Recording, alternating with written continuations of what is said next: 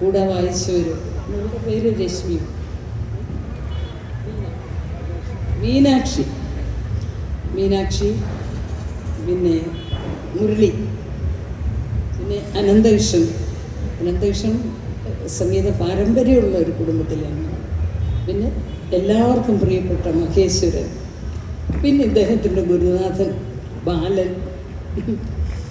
എല്ലാവർക്കും ഒരു കൺഗ്രാജുലേഷൻ പറഞ്ഞുകൊണ്ടിട്ട് ദേവിയുടെ അനുഗ്രഹം കൊണ്ടാണ് പാടാൻ സാധിക്കുന്നത്. ഇത്രയും അല്ലെങ്കിൽ ആർക്കും സാധിക്കില്ല. ഇനി ഇത് തുടരട്ടെ, നല്ല നല്ല പാട്ടുകൾ പഠിക്കട്ടെ, നല്ല നല്ല കച്ചേരികൾ ചെയ്യാൻ സാധിക്കട്ടെ, ദേവി അനുഗ്രഹിക്കട്ടെ.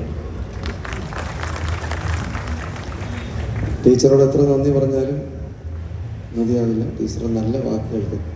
പക്ഷെ ടീച്ചർ പറഞ്ഞ എല്ലാ കാര്യവും എനിക്ക് കൃത്യമായിട്ട് മനസ്സിലായി. ടീച്ചർ പറഞ്ഞത് ഭയങ്കര കോൺഫിഡൻസ് എന്ന്.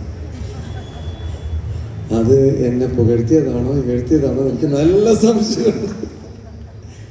നല്ല ധൈര്യം എന്ന് വേറൊരാൾ എന്നോട് പറഞ്ഞായിരുന്നു. അപ്പോൾ സത്യം പറഞ്ഞ ആഗ്രഹം കൊണ്ട് പാടുന്നതാണ്. പിന്നെ ടീച്ചർ പറഞ്ഞ രീതിയിൽ ടീച്ചറെല്ലാം പറയാതെ പറഞ്ഞു, 50 തവണയെങ്കിലും പാടാതെ ഇനി മേലെ നീ ഈ സ്റ്റേജിലോട്ട് കയറരുത്, മനസ്സിലായി? നല്ലോണം പാടി പഠിച്ചിട്ടേ വരാവൂ. എല്ലാം ഭംഗിയം തന്നെയാണ് ടീച്ചർ പറഞ്ഞു. അത് പൂർണ്ണ മനസ്സോടുകൂടി. അങ്ങനെയല്ല, ഞാൻ ഇന്ന് നല്ല വേർത്ത് കുളിച്ചാണ് ഞാൻ ഇവിടെ ഇരിക്കുന്നത്. ഒരുപാട് ശബ്ദം ഇടറി എന്നുള്ളത് എനിക്കറിയാം. ടീച്ചർക്കും അത് മനസ്സിലായി. അപ്പോൾ അതെല്ലാം ടീച്ചർ ഭംഗിയായിട്ട് പറഞ്ഞു. അത് മുഴുവൻ ശിരസാ വഹിച്ചുകൊണ്ട് ആ പറഞ്ഞ എല്ലാ കാര്യങ്ങളും ഉൾക്കൊണ്ടുകൊണ്ട് ഇനിയും നന്നായി പാടാൻ ശ്രമിക്കും എന്ന് മാത്രം. നന്നായി പാടി എന്നൊക്കെ പറയുന്നത് വലിയ കുഴപ്പമോ. പിന്നെ ഈ പറഞ്ഞ രീതിയിൽ ഈ സംഗീതത്തിന് വേണ്ടിയിട്ട് ടീച്ചർ ഈ പ്രായത്തിൽ ടീച്ചറോടും ഈ മീനാക്ഷിയോടും എനിക്ക് ഒരേ ബഹുമാനമാണത്. ഈ മീനാക്ഷിയുടെ അച്ഛനാണ് ടീച്ചർ അവിടെ ഇരിക്കുന്ന മനു.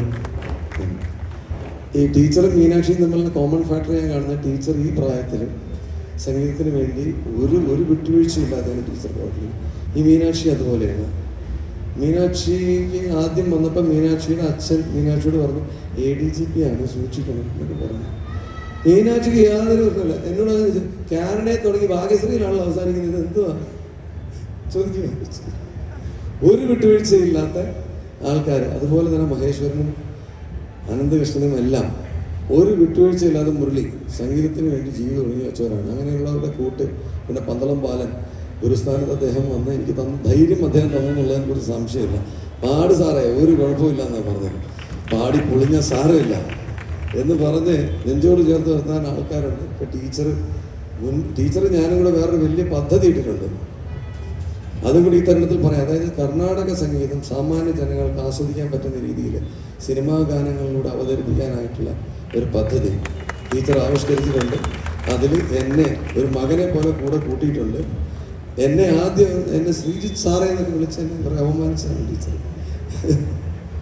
പക്ഷെ ടീച്ചറുടെ ആ മകൻ്റെ സ്ഥാനത്ത് നിന്നുകൊണ്ട് ഇനി എല്ലാ കീർത്തനവും മിനിമം 50 തവണയെങ്കിലും പാടാതെ കയറില്ല എന്ന് ഉറപ്പ് തന്നുകൊണ്ട് ഇനി എനിക്ക് ഈ അവസരം തന്ന എല്ലാവരോടും നന്ദി പറഞ്ഞുകൊണ്ട് ഞാൻ 2-3 ലളിത കൃതികളോടെ പാടാൻ ഉദ്ദേശിക്കുന്നു. ടീച്ചർ ഇരിക്കുമെന്ന് പോവാണ്.